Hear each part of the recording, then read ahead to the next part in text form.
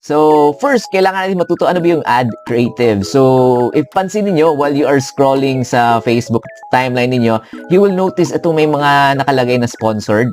Kita niyo, ito sponsored. This is an example of a Facebook ad.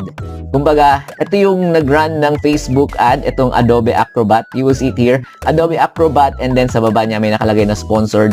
So, ibig sabihin, nagbayad si Adobe Acrobat, nag-run siya ng Facebook ad.